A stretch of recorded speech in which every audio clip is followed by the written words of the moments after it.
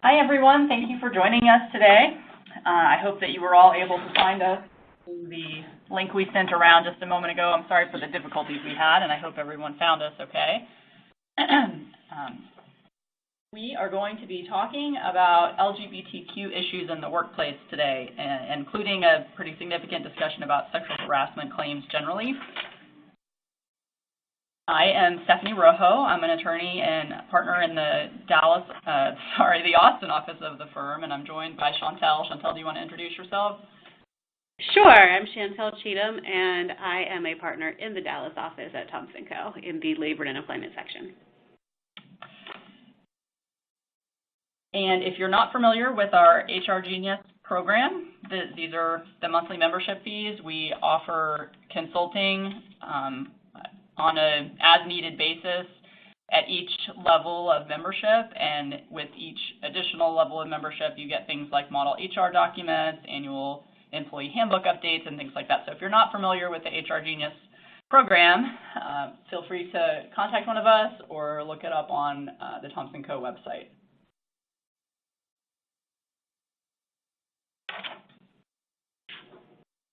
Now, to kick it off, we are planning today on talking, like I said, about sexual harassment. What is it? What's the standard for proving it? When is it happening? We're also going to provide an update on the Me Too movement and its impact on sexual harassment litigation for employers. We're going to get into protections specifically for LGBTQ employees and talk about to what extent those protections exist. It does depend on the circuit and the part of the country that you're in. And finally, we're going to talk about some strategies for compliance as an employer and avoiding claims. So it's been 2 years since the Me Too movement got started. I think everyone probably knows the term was used before this, but Alyssa Milano sort of brought it into general popularity by tweeting #MeToo and saying that if everyone who had experienced harassment or assault against women posted Me Too, that it would highlight the extent of the problem. And that in fact occurred. It went crazy and resulted in the accusations against a huge number of men in the entertainment industry and in the news media, and even pretty recently a Supreme Court nominee. I think you'll recognize at least several of these pictures. We've got Kevin Spacey, Matt Lauer, Bill O'Reilly, Bill Cosby, there's Brett Kavanaugh, and it has really not only affected the entertainment industry, but it's also definitely had an impact on employment litigation and sexual harassment cases generally. The focus has started to fade a little bit in recent months. This is a graph showing the high-profile accusations of sexual misconduct. There was really a pretty huge spike right at the beginning of the movement, and then a big spike in October of 2019. And it's sort of, I wouldn't say interest has waned since then, but all of the old accusations from years ago came out sort of all at once, and it's decreased a little bit since then. This chart doesn't include the summer, and so it doesn't account for accusations that have happened recently against people like Placido Domingo, R. Kelly, Jeff Epstein, who's a former hedge fund manager, and Cuba Gooding Jr. So it is continuing. There's even been recent accusations again made against Brett Kavanaugh that have been in the news in the last few weeks. So it is continuing. It is continuing to impact our practice for sure. And according to the EEOC, it has really impacted the number of claims that are being made in front of that agency. So we don't have 2019 data yet from the EEOC, but from 2017 to 2018, sexual harassment charges in particular have gone up 12%. That's a pretty big jump from one year to the next. That really hasn't happened before.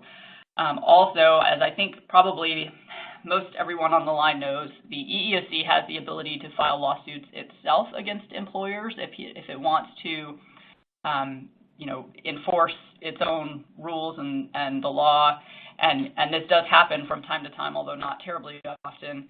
In 2017, there were 41 lawsuits nationwide brought by the EEOC alleging sexual harassment. And then in 2018, fiscal year 2018, they filed 66, so quite an increase in EEOC filings. Additionally, they report having recovered $70 million almost for sexual harassment victims, up from $47.5 million the year before, and they report pretty significant litigation costs in 2017 for pre-litigation costs. So anyway, this just, I think, illustrates how much of an impact this is directly having on sexual harassment claims for employers. In addition to litigation costs that I'm sure you all would like to avoid if possible, there is a business case. If you're having trouble convincing someone in your organization that this is an important issue, that maybe training would be appropriate to get ahead of it, you can also talk about operational costs. There are significant productivity concerns when employers are having to deal with a case of sexual harassment. You have a lot of turnover sometimes when people in your organization feel like they're not being treated well or like something's happening and being overlooked. And reputational harm, and I do want to get into that a little bit and give you some data that you can use if you need data to show your company that this is really an issue that they need to be paying attention to. Wynn Resorts is the first publicly traded company that had a pretty substantial allegation made and was in the news over sexual harassment allegations against their CEO and chairman and the founder of Wynn Resorts, Steve Wynn. He was accused by a manicurist, massage therapist, and waitresses in his resorts of harassing them and touching them inappropriately, and he ended up resigning. And the day that the accusations were made to the next day, their stock dropped 40 points immediately. So this had a very significant monetary impact on their company. The stock actually had even more issues into October of 2018, which was a whole 9 months later after this allegation was made. And so it has definitely had an impact on that company financially. Other big companies in the news, Guess Jeans, and my point here is going to be that this can't just happen to big companies. There have been local Austin companies where accusations have been made of certain things, and it's been in the news, and it really, people follow those things, and this really is having an impact because it's so easy now for people to go to social media and make posts, and it gets shared, and then it's, 100,000 people have seen it, and that can really have an impact on the local business. In this case, Kate Upton posted after having accused creative director or chief creative officer Paul Marciano of harassment, along with several other models, that Guess wasn't doing enough about it. So she posts about it on Twitter, and within hours had 45,000 likes. Guess ended up reporting that they did 40 interviews, culled through 1.5 million emails, trip itineraries, text messages, photographs, and that is a slightly larger scale than some of the cases that we see on a regular basis, but the impact that this can have on your business, you don't really understand it until you're in the middle of it, but, just culling through documents and emails, reviews and stuff is very distracting to a business. And so, obviously, as everyone on this call probably knows, the goal is to avoid this at all costs. Absolutely. Because you also you also want a happy working environment for your employees, and so that really is the ultimate goal. But this is another, business case for avoiding this. And with that, Stephanie, I want to turn to the types of claims or gender-based claims specifically that employers can expect to see brought under Title VII, especially in this #MeToo environment that we're still in. And those are going to be, one is a gender-based discrimination, and then there are two types of harassment claims. So I want to start with the discrimination claim. And in order for somebody to bring a claim of gender-based discrimination, they're going to have to first prove that they're qualified for the position, that they suffered an adverse employment action, and the courts have said that that requires an ultimate employment action, and then that the conduct occurred or the action occurred because of sex or evidence that a similarly situated person of the opposite sex, or in other words, outside of their class, was treated more favorably. And of course, discrimination claims can be brought under other protected bases under Title VII, but for the purposes of our conversation today, I'm focused on sex or gender. And typically, because there are separate harassment claims, a discrimination claim is really going to come in the form of complaints following discipline, termination, failure to hire, failure to promote, and also claims of unequal pay. I have not seen these types of claims be impacted by the hashtag #MeToo movement, but along with that, there was also something called Time's Up, and Time's Up appeared to have a more general impact, wanting to see just a discussion or action related to gender equality generally. And so I do think that that has some impact on the slight maybe increase in some gender-based discrimination claims, or at least how they're being handled currently. I have a case right now in which there is a person who wasn't terminated, but she was disciplined, and she claimed that it only occurred because of her sex. And despite that, she actually is using her EEOC charge as an opportunity to try to get information about all types of policies within the company, and is admittedly, both she and her attorney have said that they're feminists and that they really want to see her employer make changes and believe that it would be in the employer's best interest to make these changes and to have more transparency when it comes to certain policies, procedures, pay, et cetera. So these aren't remedies that she would actually be entitled to make outside of her claim about discipline. But like I said, in this environment, she is really trying to use it to create just a work environment that she would prefer to work in, even if it's not her legal right to do so. And so that goes back to what, Stephanie, you were talking about, just as far as the business case for making sure that an environment is free of harassment or discrimination. Right, and it's interesting that plaintiffs are now pushing for this, outside of just the scope of their individual claim. We've seen the EEOC do that before because they, one of their strategic goals is to, eliminate discrimination from the workplace, and so they will broaden an investigation sometimes, but to see individual plaintiffs doing this is really interesting. Right, absolutely. The next thing we want to discuss is a hostile work environment claim, and within the sex or gender context, a lot of times you will hear that related to sexual harassment, though it's not always tinged with sexual innuendo. And so in order for somebody to bring a claim of hostile work environment under Title VII, they're going to need to be able to prove first that they belong to a protected group, that they were subjected to unwelcome harassment, that the harassment complained of was based on sex in this case, and the harassment affected a term, condition, or privilege of employment. And you'll often hear attorneys talk about that or see case law that refers to that as the conduct needing to be either severe or pervasive.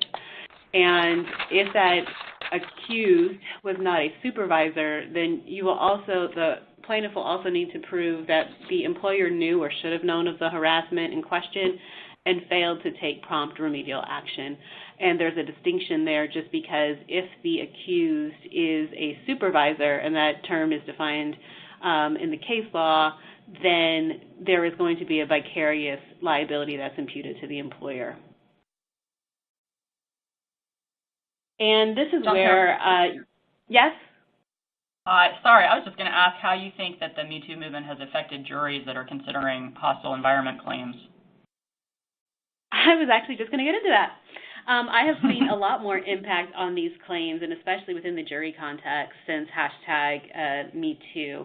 And a lot of that is going to be really related to what the automatic response tends to be now from women, especially when they hear somebody say that they were subjected to harassment or to a hostile work environment. I am actually on a all-female attorney group on Facebook, and it's limited to Texas attorneys. And recently there was a post in which another female attorney had remarked on some harassment that she experienced in the courtroom from opposing counsel, and the automatic response from a lot of the women in the group was, "I believe you." And so there is certainly going to be, I expect to see a lot more of that in the context of jury trials especially, where defense counsel will need to take up the issue on voir dire as to what biases jurors have, potential jurors have, when it comes to the reactions of just in hearing that somebody's made a harassment claim, because people now are so afraid of being accused of victim shaming. And I believe you brought up Brett Kavanaugh in the hearing related to his nomination to the Supreme Court, but there was a lot of conversation about whether or not his accuser should have been believed or challenged in her credibility. And so the conversation about that has changed a lot since #MeToo. What have you seen, Stephanie? I definitely agree with you about women jurors in particular. You know, one question I have, and will be important for voir dire as well, is whether there's any backlash really on the other side. You know, are there people out there in the jury pool who may think that, you know, women are just trying to jump on the bandwagon with the allegations and, you know, make claims since they think that it's a good time to do it? I think there's definite potential for that to happen too. Absolutely. Well, and that's in the timing of the claims and the substance of the claims as well. I think since #MeToo, you've seen people bring a lot of stale claims where they just aren't able to exhaust their administrative remedies, you know, and meaning under the EEOC, the 300 days has passed since the offense of conduct.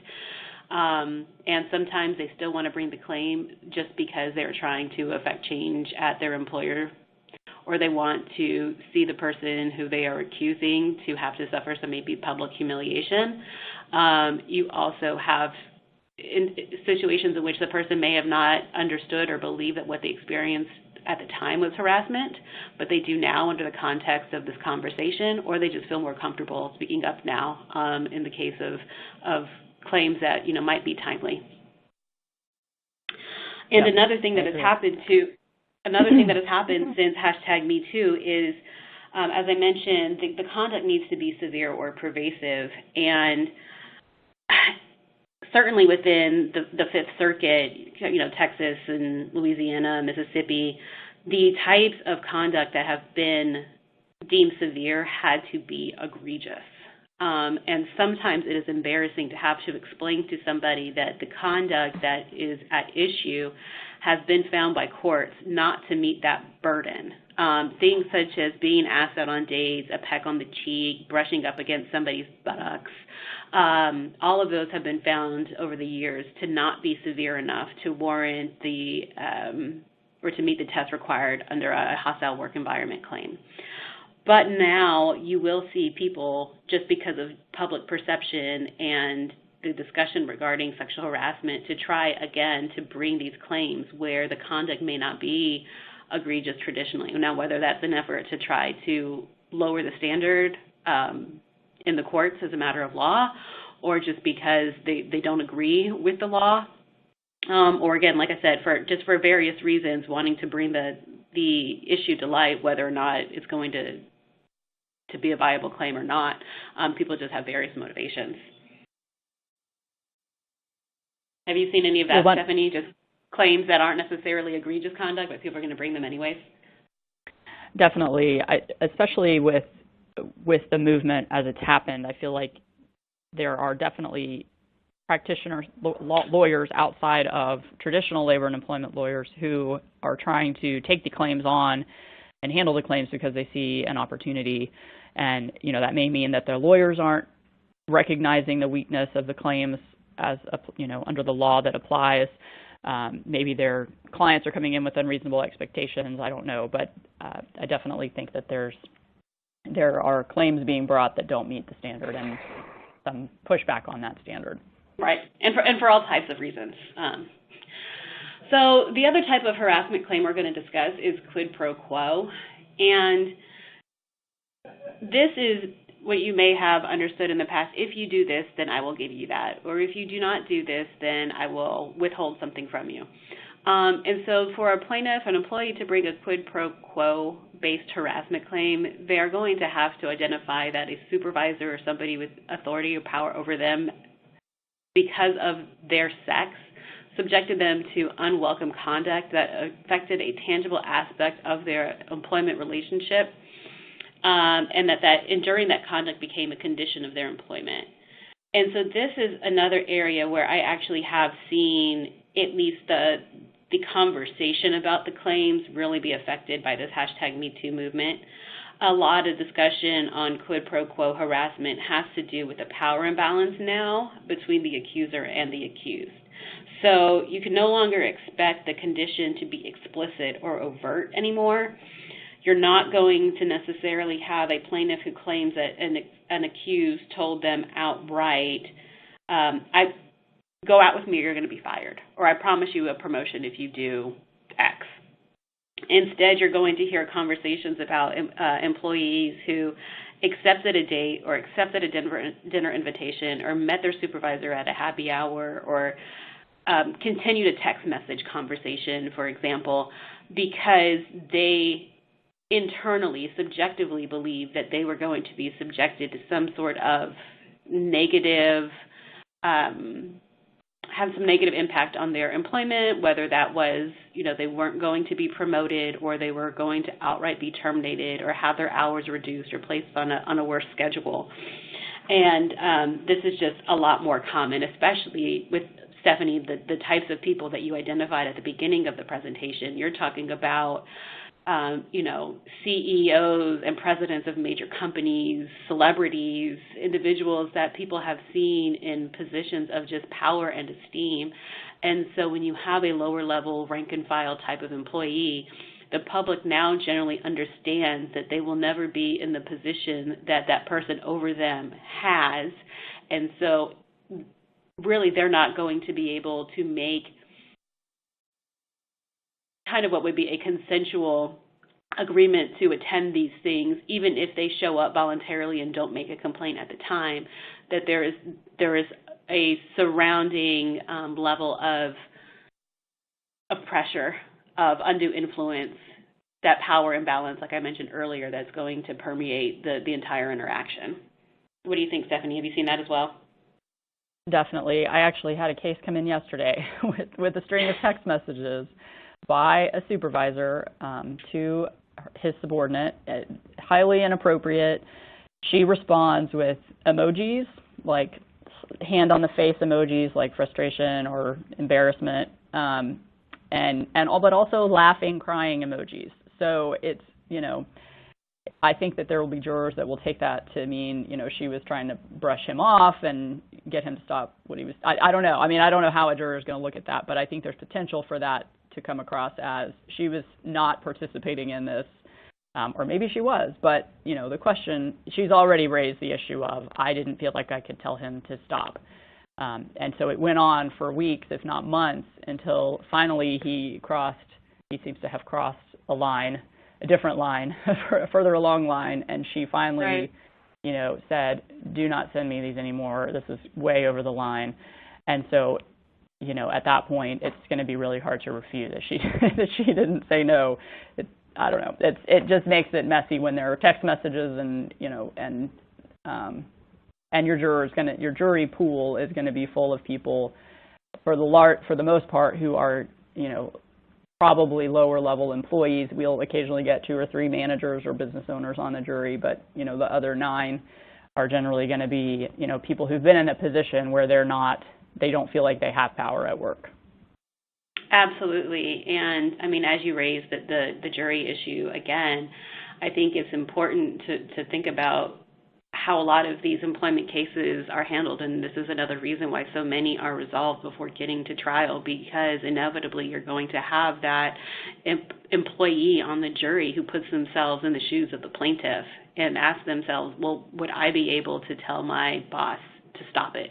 Could I be so direct, or would I have to kind of play it along or brush it off and just try to hope that he sees that I'm uncomfortable, or that she sees that I'm uncomfortable with this level or this type of communication? Right.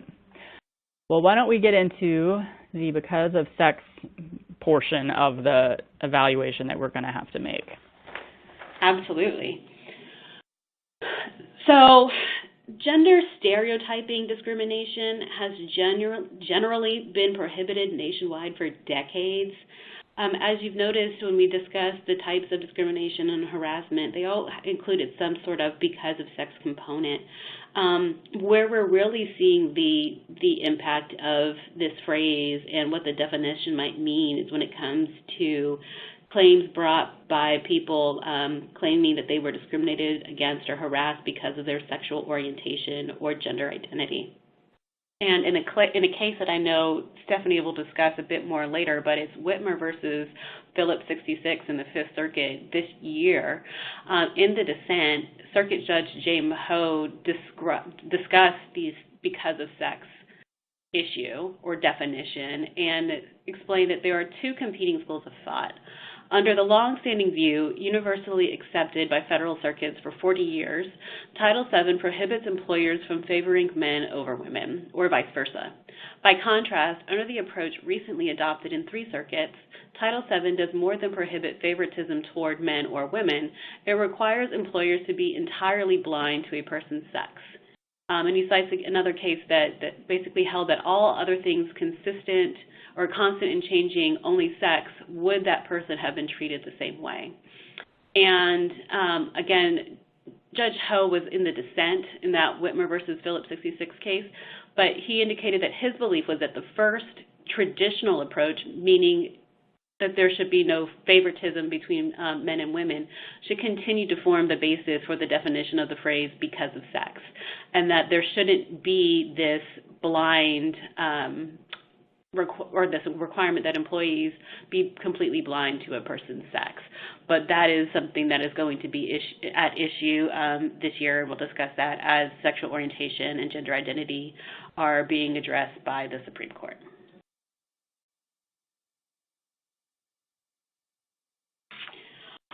One case in which this was discussed, and it's a popular case, called Bow Brothers, and it's sometimes referred to as the wet wipe case out of the Fifth Circuit. Woods, a heterosexual iron worker in an all-male workplace, claimed that his supervisors subjected him to verbal and physical harassment for months because he didn't conform to Wolf's idea of how a man should act.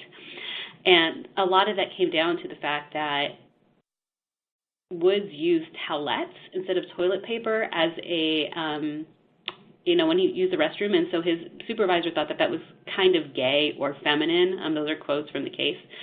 And so Woods would simulate, his supervisor, Wolf, would simulate sex acts and do things that poked fun at him and made Woods obviously uncomfortable. Woods was later laid off due to a lack of work, and he filed a sexual harassment charge with the EEOC, who sued the company on his behalf.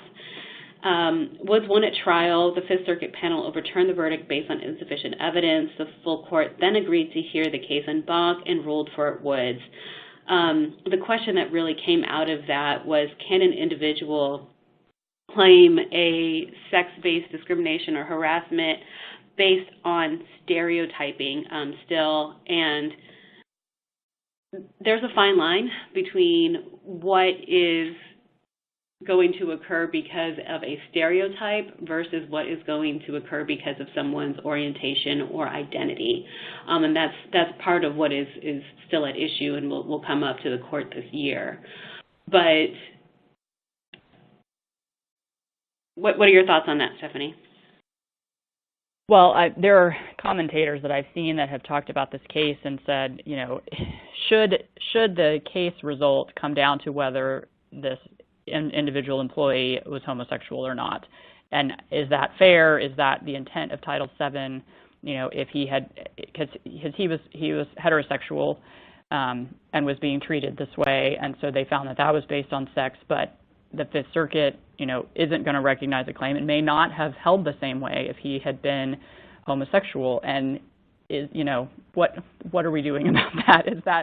Is that how the law should be? That's a big question in my mind. Right, and like we said, this is the gender stereotyping line of cases go back, I mean, to the 80s in Price Waterhouse. I know you're familiar with that opinion as well, right, where there was a woman who basically claimed that she did not get a promotion because of the stereotyping that she received, right? Right. She was seen as not feminine enough when she went up for partner. The mostly male partners that had to vote for her or not vote for her felt like she, didn't wear enough makeup, didn't wear dresses, just was very masculine. And so at that point, the Fifth Circuit in 1989 recognized that she was being stereotyped and had not been promoted because she did not fit the gender mold that they felt like a woman should fit.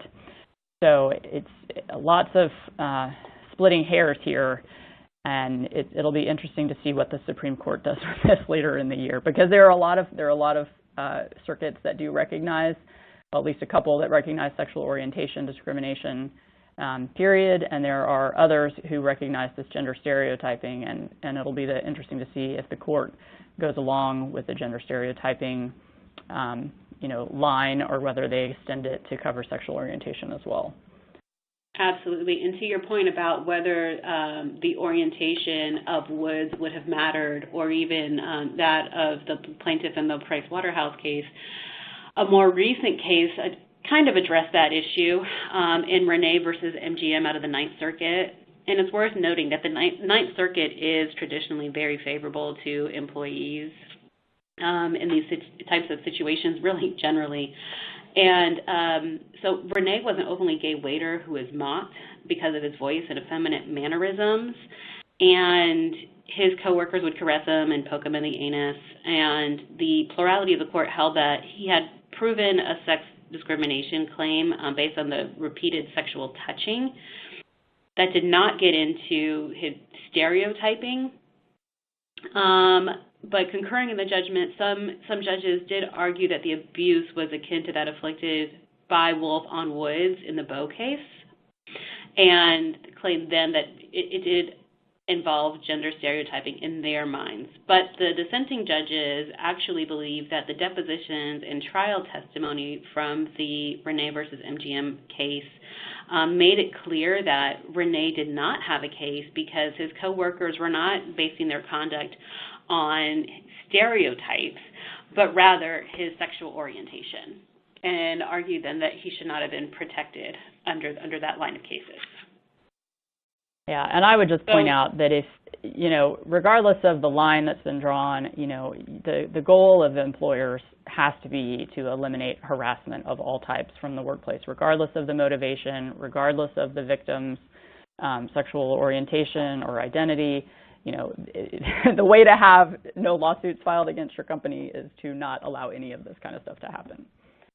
Right. I mean, the reality is it's such a fine line that the circuits are split, and that's the reason that the Supreme Court is taking this issue up. And so certainly no one would expect an HR professional to be able to differentiate whether conduct was occurring because of stereotypes or orientation and make a determination as to how to discipline those involved or to take prompt remedial action by making that judgment call. It's way too difficult for a judgment for, an HR professional to make. Yeah, exactly. So something else we wanted to go over is, as a result of the Me Too movement, what are plaintiffs and defense lawyers actually seeing in practice? So we thought this would be interesting. This is from data collected by a mediator here in Austin who I use all the time. He conducted an anonymous survey of the plaintiffs' lawyers and the defense lawyers who do employment law and who mediate with him. He got a lot of responses, and I think that the results are pretty accurate and fair given what I'm seeing, and I think what Chantel is seeing too in the Dallas area. Absolutely. So plaintiff lawyers are reporting a slight uptick in calls following Me Too. This survey was done about a year after Me Too started. Most of the claims that they're getting, though, are getting calls on an increased basis, are past the statute of limitations, or they don't meet the actionable standard. However, claimants are not as reluctant to call what happened to them sexual harassment. They're not as reluctant to report it, and they're not as reluctant to believe that the conduct is wrong. Additionally, they're seeing earlier settlements for a little bit more money, and I think that's the result of people on our side of the docket saying, you know what, this is a case that needs to be settled. This can't go forward. We've got to settle it nipping it in the bud if there is a case where the legal standard can be met and the limitations hasn't been blown and all of that. Also, and I've definitely seen this in my practice, clients are more willing to go to the media. I used to get, if I had a case where media, exposure was threatened, I would get, multiple suggestions of that first, and, it just didn't happen very often because people didn't want to put themselves out there. And now, a lot of times I'm hearing from the plaintiff's lawyers, my client really wants to talk to the news, my client really wants to put this on social media, and I'm trying to get them to stop until we can, see if we can get something settled. But women in particular are really wanting to speak out and be part of this and help solve the problem. And that is, we're definitely seeing that in practice. Plaintiff's lawyers are also... There's a trend, right? I was going to say there's a trend that people have now in wanting to be on the right side of history. And yes. So there are people who feel like it is their place, they are responsible for making sure that an issue is raised or that they speak up, because if they're silenced, then somebody else might suffer. That's a really good point.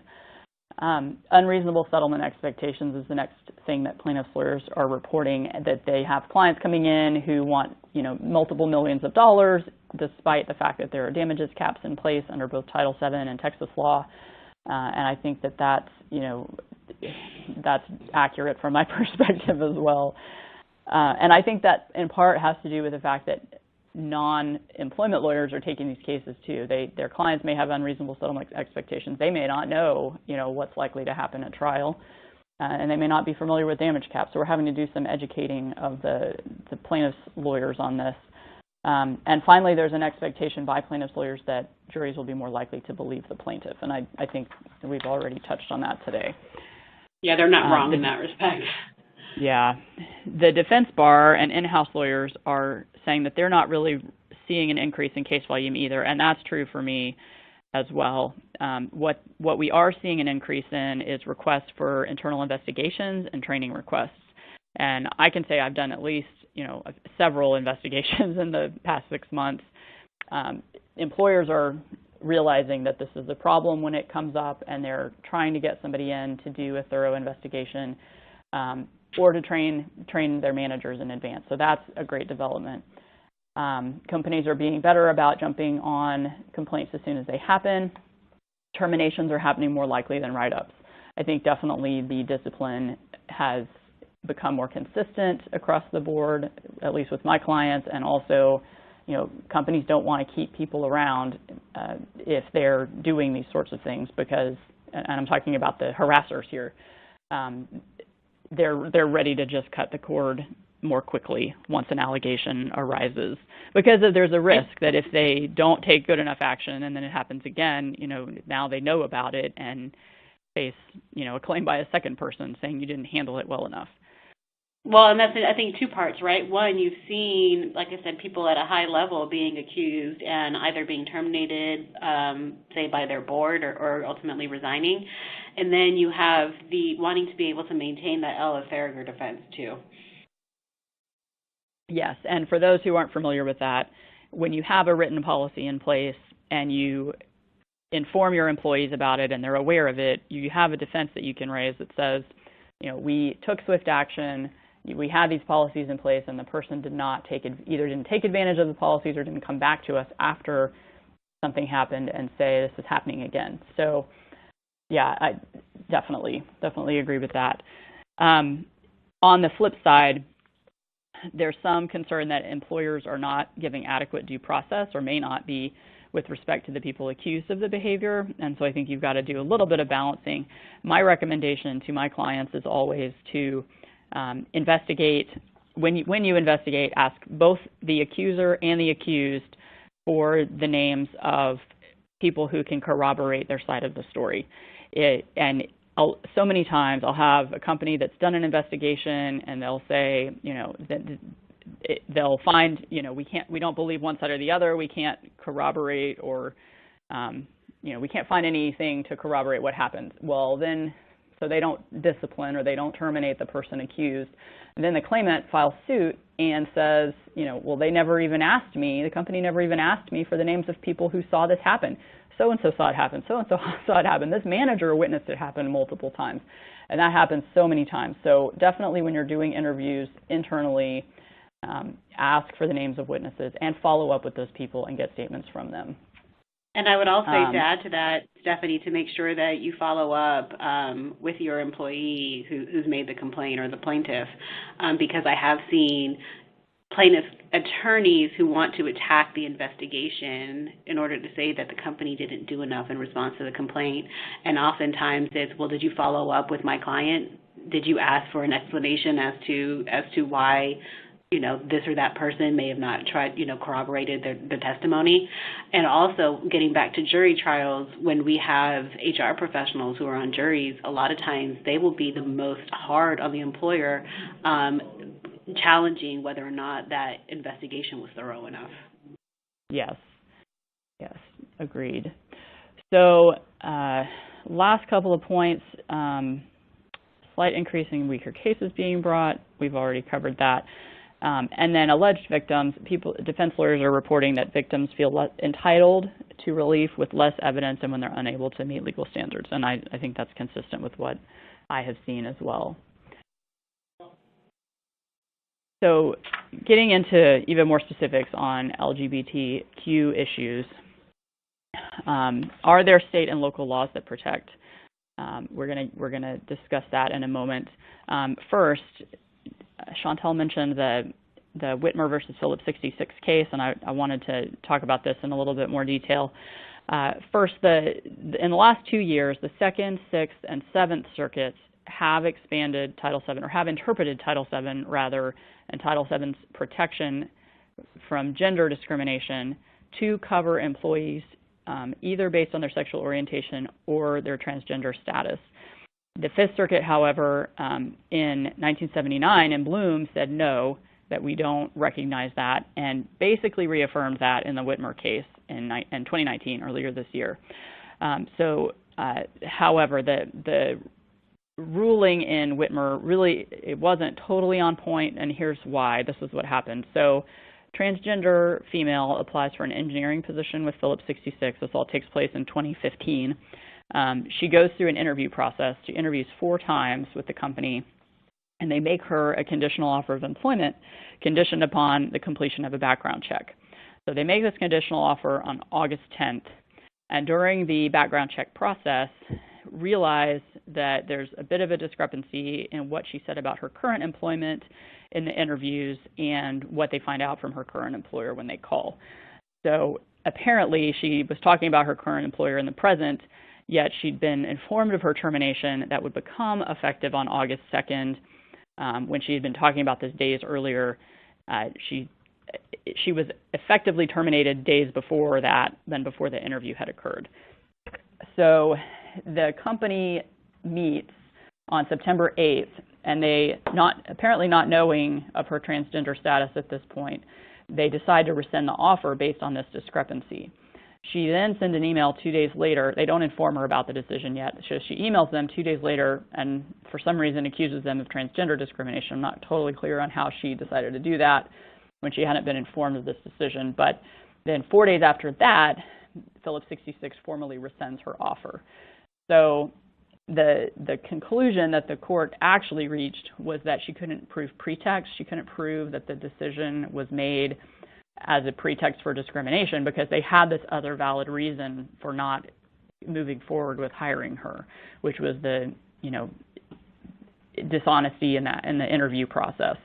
So it does appear very strongly that the Fifth Circuit will take the same position if, squarely faced with the issue in Bloom. There's just, does the opinion actually hold this? Not exactly, because they found she couldn't prove pretext, but it does look like the Fifth Circuit is going to stick with the opinion and the one that they've held for a long time.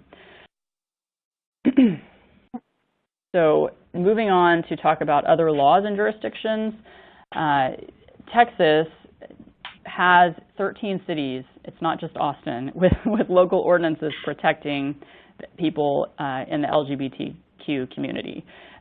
Austin specifically covers sexual orientation, gender identity in public and private employers with 15 or more employees. So within the city of Austin and within these 13 other cities, you can't discriminate against LGBTQ workers based on their status. And Stephanie, that Austin ordinance has been around for a while, right? It has. It's been in place for years, years and years. I actually thought, as a result of the sick leave discussion that people may be aware of that's been going on across Texas, so San Antonio, Austin, Dallas have all adopted local sick leave ordinances. And the legislature, there was a lot of discussion in the legislature this past session about the fact that they did not want local cities and governments regulating sick leave, criminal background checks, and things like that, and including LGBTQ discrimination. They really want to regulate all of that at the state level. And I was convinced that this was going to pass, Chantel. I don't know about you, but this Senate Bill 15. Oh, yeah, I did too. It was going to totally prohibit local ordinances. This was the whole effort to stop the sick leave ordinances from going into place. The legislature was going to handle it, is what it looked like. And I don't know if it was the result of the last election, if there were enough Democrats elected to the House, or exactly what happened, but it didn't pass. It didn't pass. It didn't leave the Senate. So that didn't happen, and so now we continue to have local ordinances addressing sick leave, criminal background checks, LGBTQ status in Texas. The other legislation that was passed in Texas, also none of it passed. Some of it's not terribly surprising because things like House Bill 619 and 1527 on here, they were going to eliminate caps on damages for plaintiffs, would have imposed individual liability on employees for harassment without caps. I would have been shocked if any of that had gotten passed, but it was all proposed. On a federal level, nothing passed either, really, on this particular issue.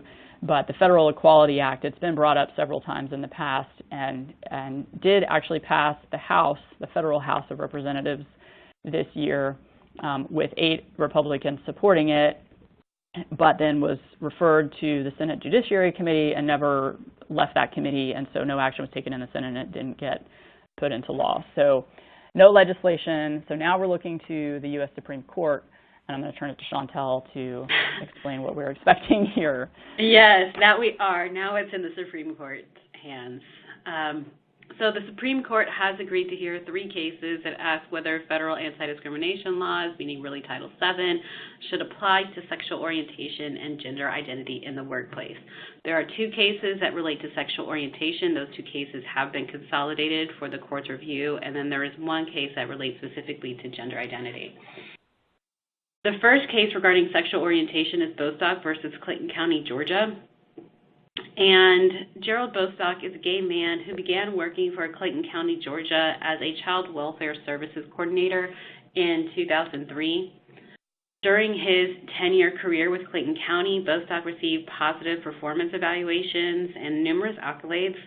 But in 2013, he began participating in a gay recreational softball league, and shortly thereafter received criticism for his participation in the league and regarding his sexual orientation generally.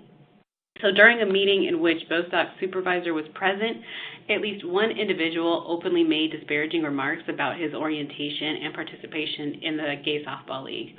Around that same time, Clayton County informed Bostock that it would be conducting an internal audit of the program funds he managed, and then shortly thereafter, he was terminated, allegedly for conduct unbecoming of Clayton County's employees.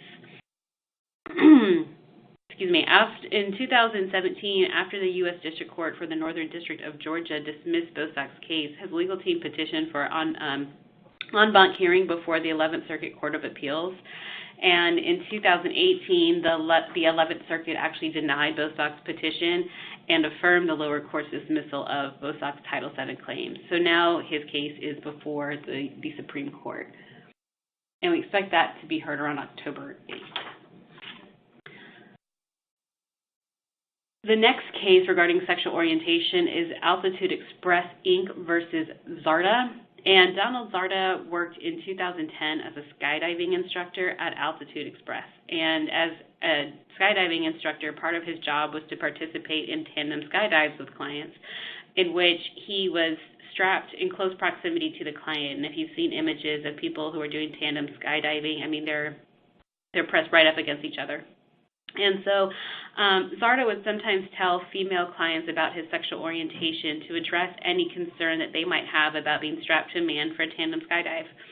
On one occasion, after ZARDA informed a female client about his sexual orientation and after they performed the jump, the client alleged that ZARDA had inappropriately touched her and disclosed his sexual orientation in an attempt to excuse his behavior.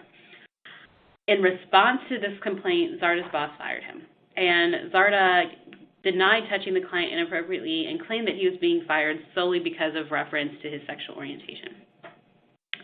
In 2014, a district judge upheld ZARDA's claim of sexual orientation discrimination under the New York non-discrimination law that explicitly covers sexual orientation, but rejected ZARDA's motion under Title VII. The following year, a jury trial resulted in a verdict in favor of the defense, and ZARDA's team appealed. In 2017, a three-judge panel of the Second Circuit Court of Appeals heard oral argument in ZARDA's case, and they ruled against plaintiff, explaining that it was bound by existing precedent in the circuit that failed to recognize that Title VII prohibits discrimination based on sexual orientation. So this is one that is going to be heard by the Supreme Court as well. Since filing his case, ZARDA passed away, and so his lawsuit is being continued by his estate, which is managed by his sister and his former partner. And his case is being led by Gregory Antolino, who's a lawyer in New York, who has a long history of employment discrimination cases, and he is being supported by Lambda Legal and the EEOC. On the issue of gender identity, there is a case, RG and GR Harris Funeral Homes versus the EEOC. And in this case, Amy Stevens worked as a funeral director at RG and GR Harris Funeral Homes. And it's a company that operates several funeral homes in Michigan. For most of her employment at the funeral home, Amy lived and presented as a man. Shortly after she informed the funeral home's owner and operator that she intended to transition from male to female, she was terminated. And this is interesting because the Supreme Court is actually limiting the scope of its review of this case to two issues, and those are whether Title VII prohibits discrimination against transgendered people based on their status as transgender or sex stereotyping under the 1989 decision in Pricewaterhouse versus Hopkins case that we discussed previously. Another thing to note is that the Sixth Circuit actually has positive case law already that has found that Title VII prohibits discrimination based on gender identity, but of course the impact of any Supreme Court case would have national implications. So Chantel, what do you, not to put you on the spot, but what do you think the Supreme Court's going to do with this? Given the makeup of the court now, I don't know that this is going to be resolved. I think there might be a lot more discussion about what because of sex means, especially on the transgender case, just because they are specifically looking at the issue of gender stereotyping again. But I don't know that this is going to be resolved this time around. We'll see. What do you think, Stephanie? I don't know either. I did a little bit of research yesterday about the makeup of the court and how the new judges, particularly Kavanaugh and Gorsuch, have been ruling, and they actually have sided with the liberal judges a few times in the last session on criminal issues and things like that, but it has happened. Roberts has also been a swing vote in the past. We currently have, technically four liberal justices and 5 conservative ones. So if they vote on party lines, there's probably not going to be an interpretation that provides more recognized claim than there has been in the past. So we'll just at least not generally. Maybe something very limited. Right. So strategies. This is our last slide. And we did have a question a minute ago that I wanted to answer about the wet wipes case. The question is how the supervisor knew what the employee was using when he was going to the bathroom. According to according to an interview with the EEOC, Wolf explained, and I think Wolf was the supervisor, that Mr. Woods sat at a table with a bunch of iron workers and told them all that he brought wet wipes with him to work to use because he liked them better. So maybe not the best idea, but it did come up in the course of conversation, and that's how everyone knew about it. So finally, strategies. What should employers be doing? We've already talked a little bit about interviews, and I would just reiterate again, ask for the names of witnesses if you're going to do an internal interview. There are plenty of consulting companies if you don't want to hire a lawyer and pay a lawyer's fee to come out and do an interview, although, you know, we do them all the time and are happy to do them. There are consulting companies who have HR type people who will do it. Some of them have lawyers as well who only do investigations. That is money well spent to make sure that someone, you know, independent, unbiased, is getting to the root of what is happening and not, you know, if it's, I mean, you spend so much time at work, it's hard to be even-handed all the time and look at everything completely unbiased when you're in the middle of it. So it's always a great idea to get someone independent involved to do an investigation for you if it's a serious enough situation. Additionally, don't make distinctions based on the sexual orientation of the victim or the gender of the harasser. Just, you know, the goal has got to be to eliminate harassment in your workplace completely for everyone's well-being and for your organization. Don't get into the nitty-gritty of, is this a covered claim or is this not under the law, because that is a huge question mark right now. And it's also very, like Chantel said earlier, very difficult to distinguish, is this a claim or is it not, when you're having to look at motivations and sexual orientation and things like that. Make sure that your policies are updated and in place, and even potentially provide examples of illegal conduct. Even more importantly, you have to communicate these to your employees. The case that came in for me this week, both the accuser and the accused said that they had no idea what was in the handbook because they never actually read it. Do training, especially for your managers, so that they know that when something's happening and they're witnesses to it, they have an obligation to report to HR, to somebody higher up in the company, so that something actually happens and they're not just seeing it and ignoring it. Well, and Stephanie, to that point too, I would say to make sure that your complaint procedure is also clear. And where we're talking about power imbalances, if your procedure right now requires the employee to complain to the person who might be the one that they are accusing of harassment, you want to make sure that you have another avenue for them to complain. Exactly. That's a great point.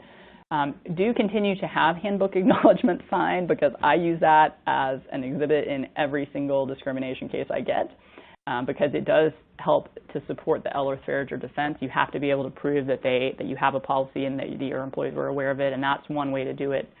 And then know that courts are becoming less likely to buy the horseplay defense or the boys will be boys defense. That's just not acceptable to the EEOC, to the courts, to the juries.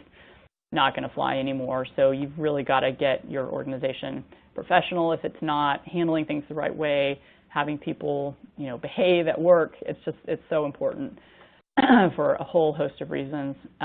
Training, you can be super creative about training. There's lots of different training out there for your managers and your employees. There's interactive videos, you know, with questions worked in so that people are paying attention and having to engage in the discussion. I've seen that there's even virtual reality type stuff being developed for training. And finally, don't punish the complainant. This is one of the most important things to remember, is if you're transferring someone, if you're putting someone on leave, that should not be the woman who's complaining about being harassed by her boss. The boss needs to be moved, the boss needs to be relieved of his duties, or whoever is being accused, that person is the one that needs to be punished, so to say. You don't want the claimant filing a lawsuit and saying, well, as soon as I complained, I got kicked out, I was, you know, or moved or whatever, because that just looks bad. That is all that I've got. Chantel, we've got another question. I don't know if we'll be able to answer it on the fly here, but I did want to mention the next webinar before we wrap up is scheduled for October 17th. It's on drug testing and medical marijuana. Thank you very much for joining us, and here's our contact information. Chantel, do you have anything to add? Just thank you for joining us, and if you have additional questions, you can reach us at our emails in this slide. Yeah, and we'll answer any final questions by email afterwards. Thank you guys for participating. Thank you.